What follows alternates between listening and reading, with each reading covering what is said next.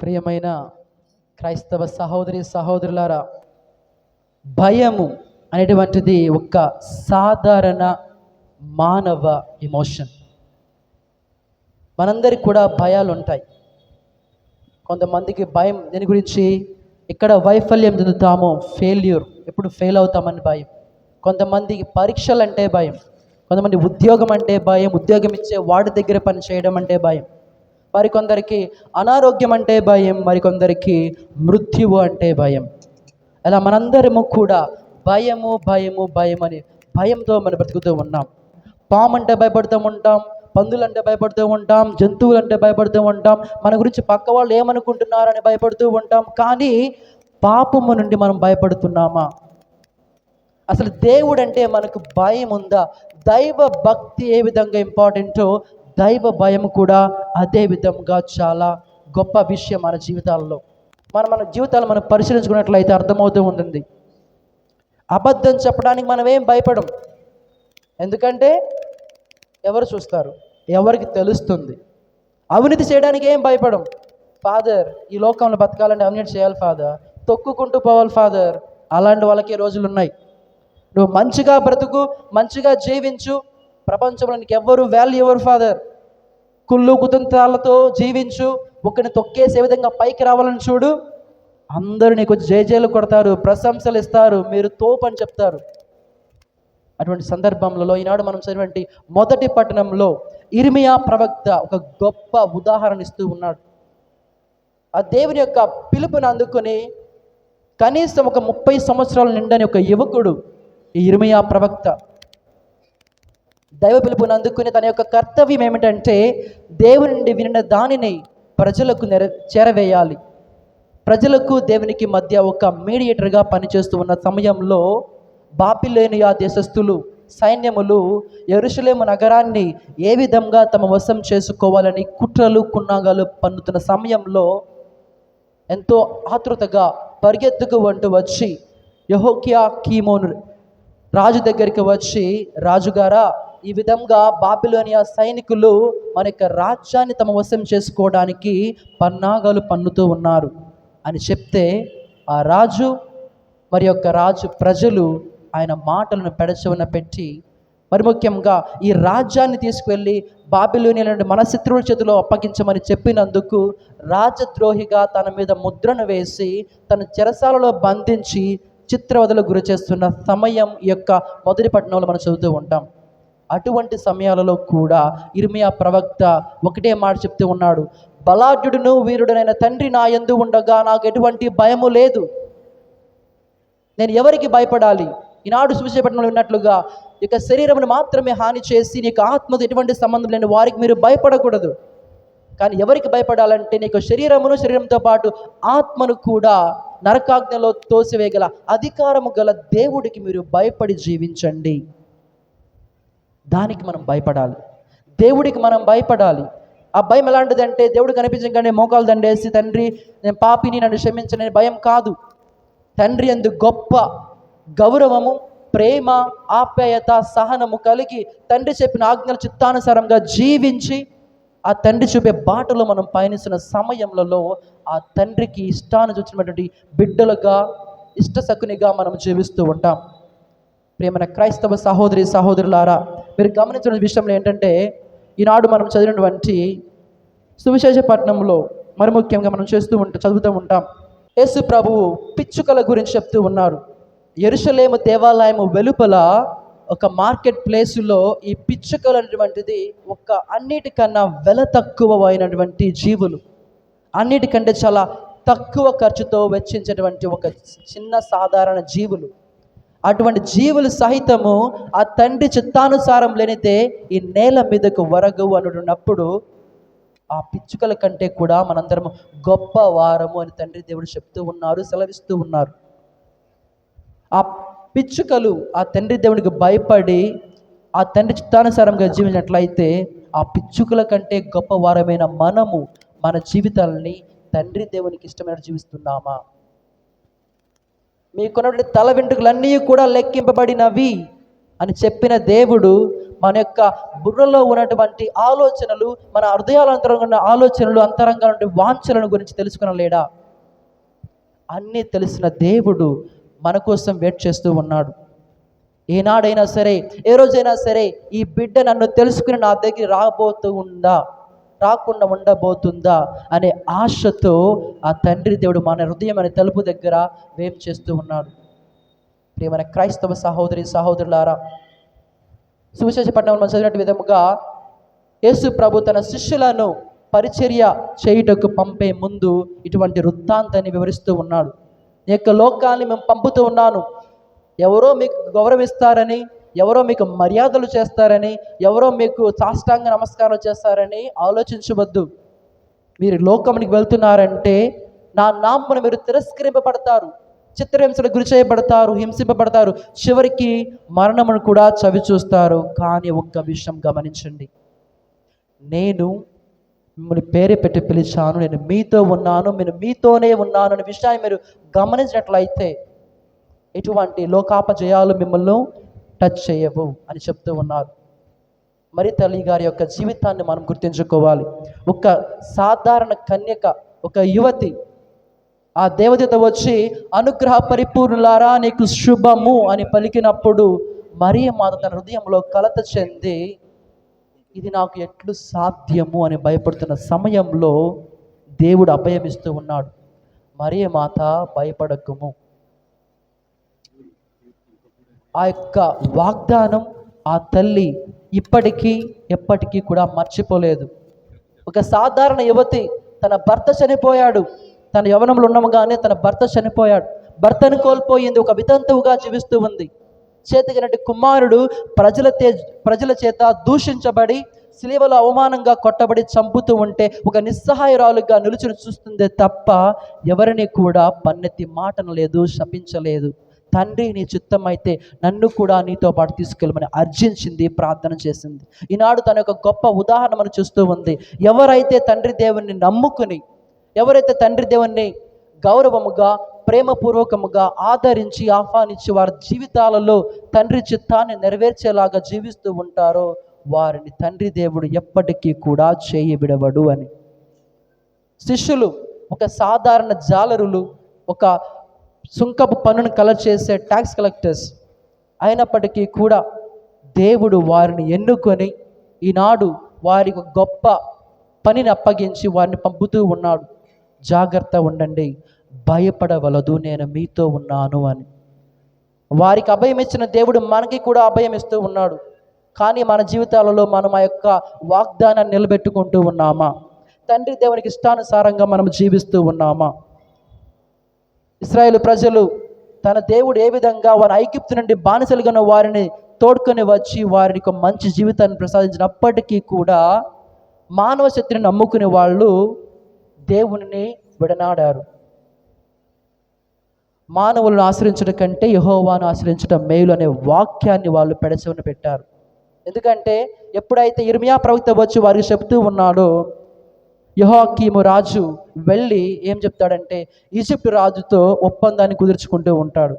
కానీ దాని ఫలితంగా ఏమవుతుందండి, 597 సంవత్సరంలో బాబిలోనియా రాజులు వచ్చి యొక్క యెరూషలేము నగరాన్ని వారి వశం చేసుకుంటూ ఉంటాడు. మన జీవితాల్లో కూడా అంతే. ఎన్నో మార్లు దేవుడు మనకు ఒక గొప్ప సందేశాన్ని ఇస్తూ ఉంటాడు, ఒక హెచ్చరికను జారీ చేస్తూ ఉంటాడు. బిడ్డ, నేను నీతో ఉన్నాను, నా వైపు తిరిగి చూడము. కానీ మనం ఏం చేస్తూ ఉంటాం? ఆ ఇశ్రాయేలు ప్రజల వలె ఆ మాటలు పెడచెవిన పెట్టి మన యొక్క ఇష్టానుసారంగా జీవితాన్ని అనుసరిస్తూ ఉంటాం. ప్రియమైన క్రైస్తవ సహోదరి సహోదరులారా, మనం దేనికి భయపడాలంటే పాపమునికి భయపడాలి.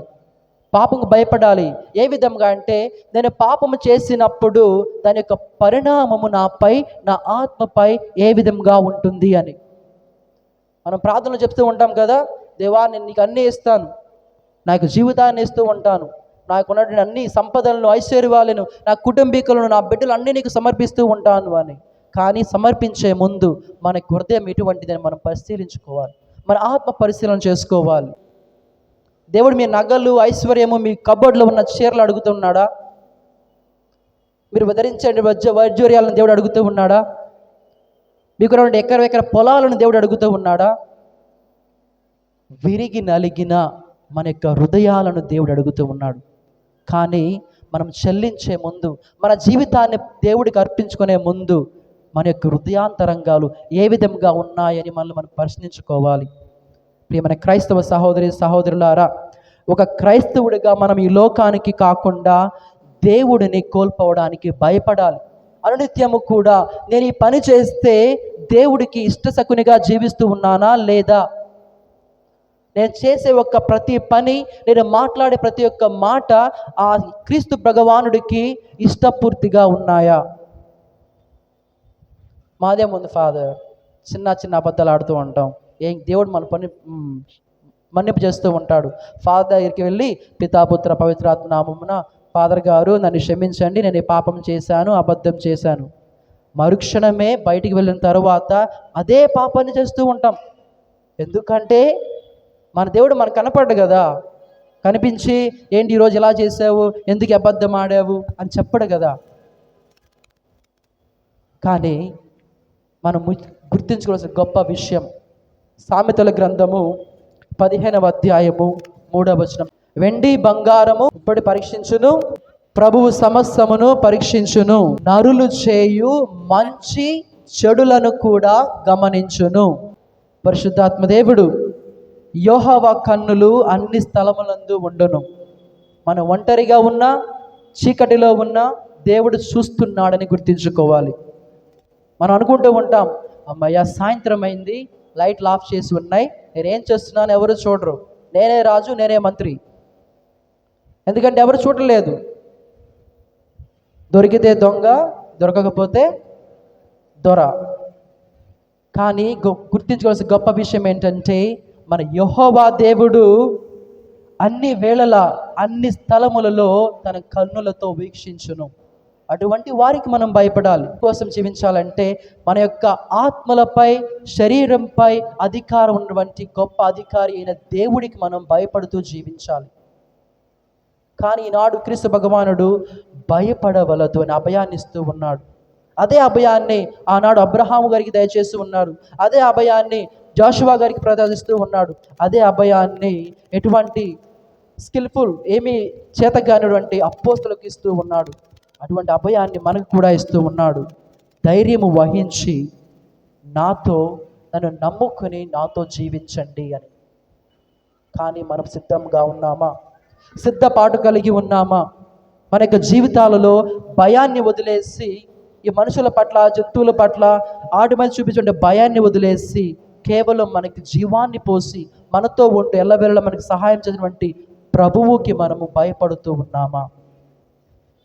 ప్రియమైన క్రైస్తవ సహోదరి సహోదరులారా, దేవుని సన్నిధిని ఎల్లప్పుడూ గుర్తించుకోవాలి. దేవుని సన్నిధి అంటే ఉన్నటువంటి ఒక కన్స్ట్రక్షన్ కాదు. లోపలికి రాగానే అమ్మో ఫాదర్ చూస్తూ ఉన్నాడు, దేవుడు చూస్తూ ఉన్నాడు, నేనేం మాట్లాడకూడదు, ఏం పాపం చేయకూడదని కాదు.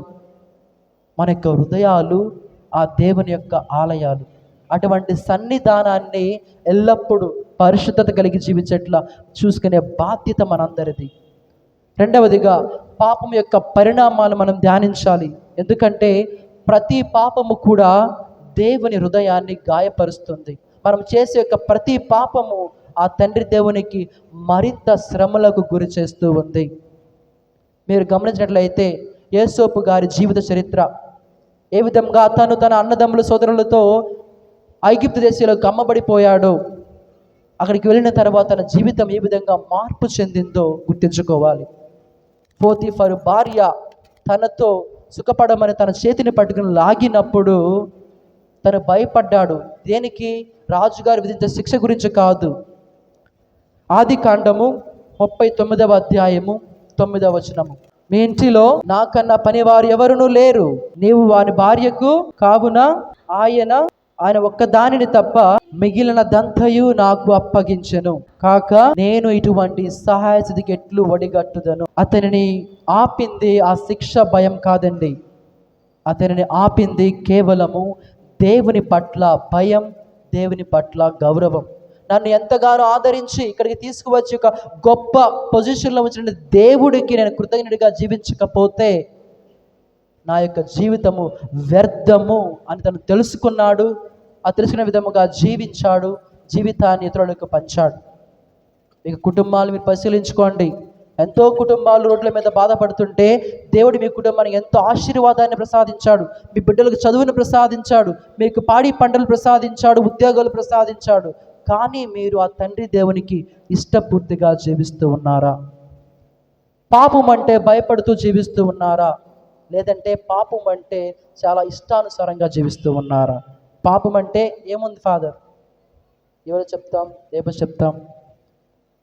ఒక నాస్తికుల వల్లే మనం జీవిస్తూ ఉంటాం. ఎందుకంటే దేవుడి మీద నమ్మకం లేని వారు ఏం చేస్తూ ఉంటారంటే, ఉన్నది ఒకటే జీవితం, తినుము, త్రాగుము, విశ్రమించుము అని ఒక నాస్తికులు చేసే పని. వారి గురించి చెప్తూ ఉన్నారు. మీకు కనుక అటువంటి ఆలోచనట్లయితే మనము కూడా ఒక నాస్తికులమే. ఎందుకంటే ఈ లోకంలో ఉన్న జీవితం శాశ్వతము అని మనం నమ్ముతూ ఉన్నాం. కానీ ఈనాడు క్రీస్తు భగవానుడు చెప్తూ ఉన్నాడు ఏమనంటే, శరీరమును మాత్రమే హాని చేయగల వారికి బాధపడే కంటే, భయపడే కంటే, ఆత్మను దాని తోడ శరీరమును కూడా నరకములో ఖండించడం యేసు ప్రభుకి మనం భయపడాలి అని. నాడు మనం అడుగుదాం, మనం ప్రశ్నించుకుందాం, మన జీవితాలను మనం తర్కించుకున్నట్లయితే మనకు అర్థమవుతూ ఉంది. ఒక్కరోజైనా నేను దేవునికి భయపడుతూ, దేవునికి ఇష్టానుసారముగా, దేవునికి నచ్చినట్లు నడుచుకొని నా యొక్క జీవితాన్ని నేను జీవించానా? నా యొక్క చేతల ద్వారా, నా యొక్క క్రియల ద్వారా, నా యొక్క ఆలోచనల ద్వారా, నా యొక్క మాటల ద్వారా తండ్రికి చిత్తానుసారంగా ఒక్కరోజైనా నేను జీవించానా అని. ప్రేమైన క్రైస్తవ సహోదరి సహోదరులారా, ఈనాడు మనం ప్రార్థన చేయాలి, తండ్రి దేవుని అర్జించాలి. తండ్రి, నాకు దైవ భక్తిని, దైవ భయాన్ని నాకు ప్రసాదించు. నేను ఈ లోకంలో ఉన్న ప్రతి రోజులు కూడా నిన్ను అంటి పెట్టుకుని నీ యొక్క వాక్యానుసారంగా జీవించే గొప్ప భాగ్యాన్ని నాకు ప్రసాదించుమని ఈనాడు మనం ప్రార్థన చేయాలి. ఇక నరులను నమ్మిడి కంటే యెహోవాని ఆశ్రయించడం మేలు అని చెప్పిన దేవా, నాకున్న భయాన్ని తీసివేయి. నా ఇతరులు ఏమనుకుంటున్నారు, నా పొరుగు వారు ఏమనుకుంటున్నారు, నా ఇంటి పక్కన వాళ్ళు ఏమనుకుంటున్నారు, నా బంధుమిత్రులు ఏమనుకుంటున్నారు, నా తోటి వారు ఏమనుకుంటున్నాను, కానీ నాకు జీవాన్ని ఇచ్చిన దేవుడు నా గురించి ఏమనుకుంటున్నాడు యొక్క విషయాన్ని మనం మర్చిపోతూ ఉన్నాం. ప్రార్థన చేయాలి.